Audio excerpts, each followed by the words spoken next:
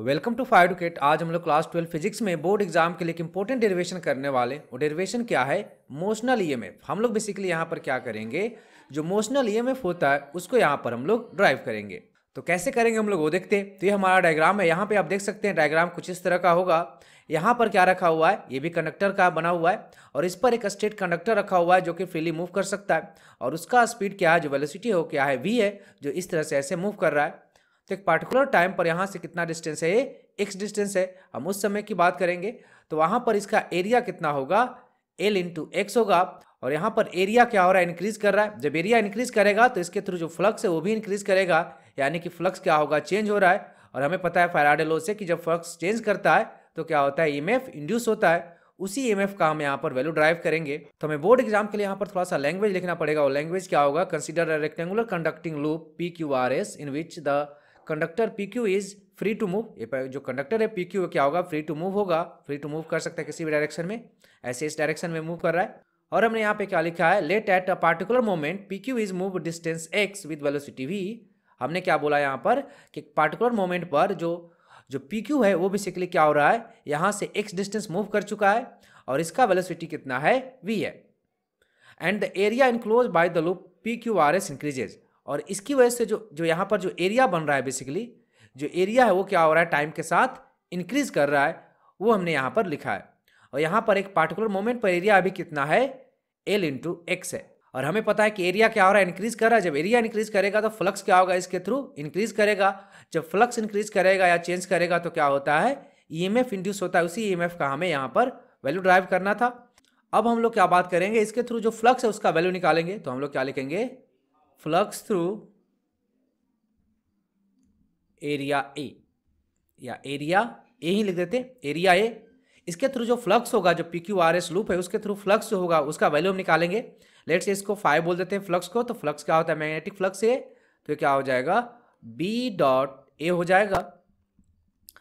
अब B और dot A, dot हटाएंगे तो हमें क्या लिखना पड़ेगा, कॉस लिखना पड़ेगा। और थीटा कितना होगा, दोनों एक ही डायरेक्शन में। जो मैग्नेटिक फील्ड है, एरिया वेक्टर दोनों एक ही डायरेक्शन में, तो थीटा कितना हो जाएगा, 0 डिग्री। तो ये बेसिकली क्या आ जाएगा, BA। और हमने देखा था कि एरिया कितना था हमारा, ये जो PQRS है उसका एरिया कितना था, L इंटू एक्स। तो हमारा क्या आ गया, फ्लक्स बेसिकली कितना आ गया, BLX। इसको लेट से मान लेते हैं हम लोग इक्वेशन 1। अब यहाँ पर हमें फ्लक्स आ गया। फ्लक्स बेसिकली क्या हो रहा है, टाइम के साथ इंक्रीज कर रहा है। तो फैराडे ने ये बात बताया था कि अगर फ्लक्स क्या हो रहा है, चेंज कर रहा है, तो क्या होता है, ईएमएफ इंड्यूस होता है। तो यहाँ पे हम क्या लिखेंगे, according to Faraday law. Faraday ने क्या बताया था कि जो फ्लक्स होता है अगर वो चेंज कर रहा है तो क्या होता है, ईएमएफ इंड्यूस होता है। तो यहाँ पर जो इंड्यूस ईएमएफ होगा, इंड्यूस ईएमएफ जो होगा कॉइल में, वो बेसिकली क्या होगा, लेट से उसको हम E बोल देते हैं। तो वो क्या होगा, -d∅/dt। ये फैराडे ने बात बताया था कि जो इंड्यूस ईएमएफ होता है वो बेसिकली क्या होता है, -d∅/dt। फाई हमें पता है तो यहाँ फाई का वैल्यू पुट कर देंगे। फाई कितना है हमारा, BLX/dt। ये हमने कहाँ से लिखा है, फ्रॉम इक्वेशन 1 से लिख दिया है बात। इसको थोड़ा सा सिंप्लीफाई कर देते हैं। यहाँ पर B और L क्या है, कांस्टेंट है, तो ये डिफरेंशिएशन के बाहर आ जाएगा, यानी कि BL क्या हो जाएगा, बाहर आ जाएगा। और सिर्फ हमें किसे डिफरेंशिएट करना पड़ेगा, x को। और आपको पता होगा कि V बेसिकली क्या होता है, dx/dt। तो यहाँ से हम क्या लिख देंगे, जो हमारा इंड्यूस ईएमएफ होगा वो बेसिकली क्या होगा, -BLV। तो यही क्या था, एक्सप्रेशन था जिसको हमें ड्राइव करना था। तो इंड्यूस ईएमएफ बेसिकली क्या होगा, -BLV, जहाँ V क्या है, वेलोसिटी है, B क्या है, मैग्नेटिक फील्ड है, और L क्या है, जो कंडक्टर, स्टेट कंडक्टर है, उसका लेंथ है। अब यहाँ पे हमें पता चल गया कि ईएमएफ हमारा आ गया कितना, -BLV। अब इसमें क्या हो गया, ईएमएफ जनरेट हुआ। जब ईएमएफ जनरेट होगा तो बेसिकली क्या होगा, इससे करंट फ्लो होगा। और हमें पता है कि अगर किसी कंडक्टर में करंट फ्लो होता है तो उस पर क्या लगता है, फोर्स लगता है। तो इसमें क्या होगा, करंट फ्लो हो रहा है तो इस पर क्या लगेगा, फोर्स लगेगा। उसी फोर्स का हम यहाँ पर वैल्यू ड्राइव करेंगे।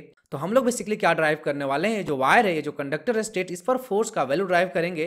तो हम लोग क्या लिख देंगे, फोर्स ऑन द वायर हमें निकालना है। ये जो वायर है, स्टेट वायर है, उस पर फोर्स का वैल्यू क्या होगा वो देखेंगे हम लोग। हमें पता अगर किसी कंडक्टर में करंट फ्लो होता है तो उस पर फोर्स कितना होता है, वेक्टर फॉर्म में हम लिख रहे हैं, ये होता है I L cross P. L क्या है, बेसिकली लेंथ है। ये लेंथ कैसे डिसाइड करते हैं हम लोग, ये वेक्टर क्वांटिटी है, करंट के डायरेक्शन में होता है। और बी क्या है हमारा, बी क्या है, मैग्नेटिक फील्ड है। यहां पर आपको देख रहे हैं कि मैग्नेटिक फील्ड क्या है, डाउनवर्ड डायरेक्शन में है। और करंट इसमें कैसे हम डिसाइड करेंगे, वो डिसाइड करेंगे लेंज लॉ से। लेंज लॉ बेसिकली क्या बोलता है कि जिसकी वजह से जो ईएमएफ प्रोड्यूस होता है उसी को अपोज करता है। तो यहाँ पर यहाँ से ऐसे बढ़ रहा है तो बेसिकली क्या हो रहा है, इसमें फ्लक्स बढ़ रहा है, तो करंट इस तरह से प्रोड्यूस होगा कि इसमें क्या होगा, जो फ्लक्स है उसको कम करेगा। तो ऐसे जा रहा है तो बेसिकली क्या हो रहा है, फ्लक्स बढ़ रहा है, तो करंट क्या होगा, बेसिकली ऐसे प्रोड्यूस होगा, क्योंकि उसकी वजह से मैग्नेटिक फील्ड क्या आएगा, इधर आएगा। तो मैग्नेटिक फील्ड क्या करेगा, दूसरे को कैंसिल करने की कोशिश करेगा। तो करंट का डायरेक्शन क्या होगा, अपवर्ड डायरेक्शन में। और मैग्नेटिक फील्ड क्या है, डाउनवर्ड डायरेक्शन में। तो फोर्स किधर लगेगा, इस डायरेक्शन में फोर्स लगेगा। तो फोर्स का हमें डायरेक्शन पता है किधर, इधर। इसको थोड़ा सा और सिंप्लीफाई कर लेते हैं। इसका अगर सिर्फ मैग्नीट्यूड की बात करेंगे तो क्या हो जाएगा, I L B sine theta.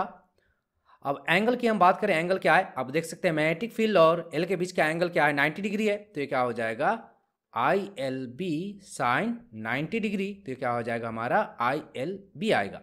अब यहाँ पे करंट का वैल्यू हमें पुट करना है। हमें पता है कि करंट क्या होता है, बेसिकली ई बाई आर होता है। ई का वैल्यू हमें पता है कितना, B L V divided by R. तो ये हमारा क्या आ गया, करंट आ गया। इसको इसमें पुट कर देंगे तो क्या आ जाएगा, B L V by R into L into B. तो हमारा जो फोर्स है वो बेसिकली क्या आ जाएगा, B square L square V divided by R. तो ये होगा फोर्स का वैल्यू, जो कि क्या लगेगा, इस डायरेक्शन में लगेगा। Thanks for watching.